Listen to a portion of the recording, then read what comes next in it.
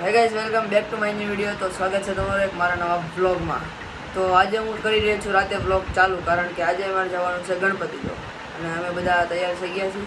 તો ફટાફટ નીકળીએ ગણપતિ આપણે પહેલા ગણપતિ જો આપણે આવી ગયા મોદરકા રાજા.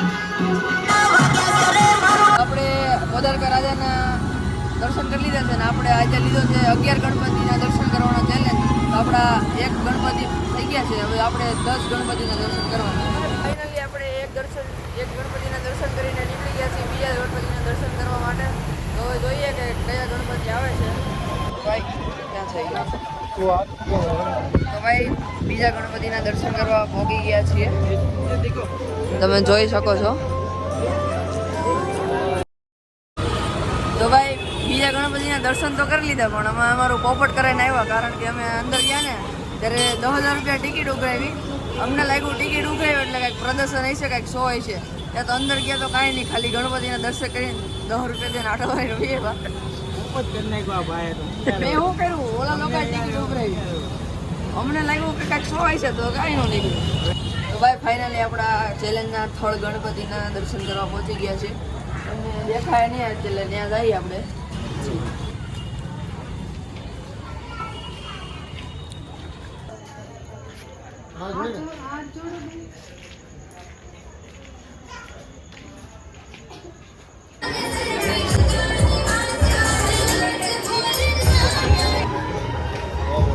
સોહિત કેમ થાય છે ભાઈ? ખબર નથી પડતી આમાં હાલવામાં. હવે કેટલી ટ્રાફિક છે? ટ્રાફિક તો બહુ છે.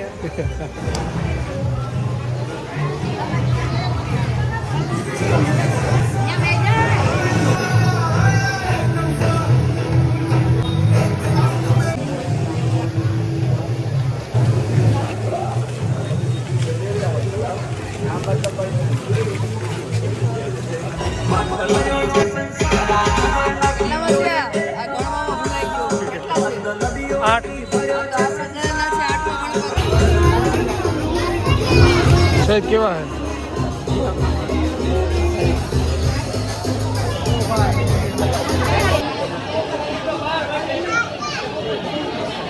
સોહિત કેવા હે ગણપતિ? નાના છોકરાના કામ કરે. આપણા ચેલેન્જના છે લાસ્ટ ગણપતિ, 11મા ગણપતિ.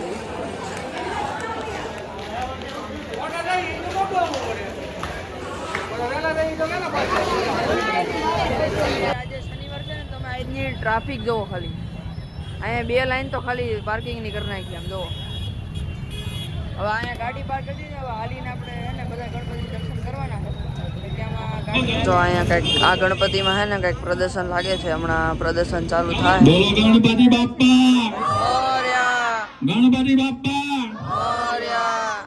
ఏడుకొండలవాడ వెంకటరమణ గోవింద గోవింద ఆపద ముక్కిలవాడ నాథరక్షక గోవింద గోవింద ఏడుకొండలవాడ వెంకటరమణ గోవింద గోవింద ఆపద ముక్కిలవాడ నాథరక్షక గోవింద గోవింద.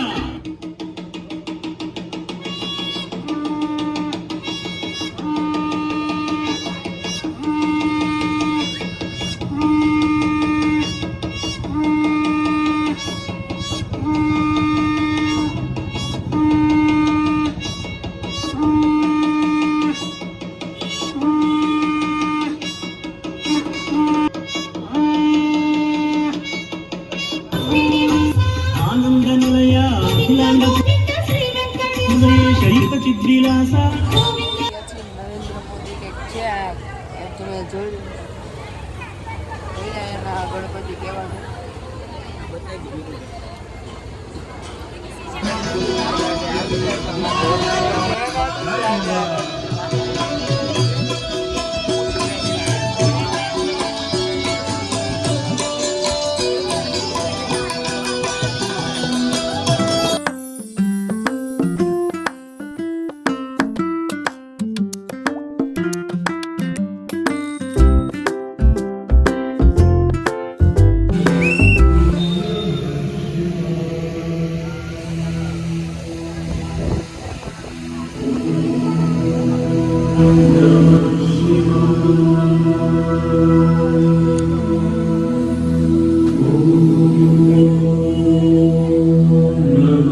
ભાઈ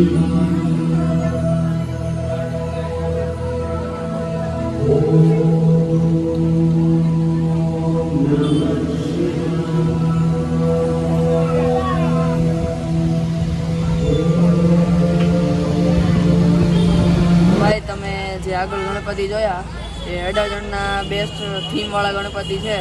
તેમાં 12 જ્યોતિર્લિંગના દર્શન થઈ ગયા. તો આપણે જયેશભાઈને પૂછીએ, રિવ્યૂ લઈએ કેવા લાગ્યા. એક નંબર છે. અહીંયા 12 જ્યોતિર્લિંગના દર્શન થઈ ગયા. આપણે અંદર મજા આવી ગઈ. બધા શિવલિંગ ઉપર જળ અભિષેક થતો તો તમે જોયું. ઉપર એક જ્યોતિર્લિંગ આવી ગયા 12. હવે આ પંડાલમાં કંઈક મંદિર જેવું એવું લાગે છે. થીમ તો કંઈક ગજબ જ છે. બહારથી જ મંદિર જેવું ગેટ બનાવ્યો છે. જોઈએ અંદર જઈને દર્શન કરીએ કેવા ગણપતિ છે. इसी मंदिर से दुनिया की शुरुआत हुई थी और दुनिया का खात्मा भी यहीं पे होगा. महाराष्ट्र के हरिश्चंद्रगढ़ में एक ऐसा मंदिर है जिसे रहस्यों की चाबी कहा जाता है. केदारेश्वर गुफा मंदिर. यहाँ एक विशाल शिवलिंग है जो हमेशा बर्फीले पानी में डूबा रहता है. लेकिन असली रहस्य ये नहीं है. इस शिवलिंग को 4 खंभों ने थामा था. आज सिर्फ एक बचा है. कहते हैं जैसे ही चौथा खंभा गिरेगा प्रलय का दौर शुरू होगा. सदियों से इस खंभे को कोई हिला नहीं सका. क्या ये एक संयोग है या किसी अदृश्य शक्ति का संकेत? गुफा के अंदर का पानी हमेशा ठंडा रहता है जैसे हिमालय की बर्फ.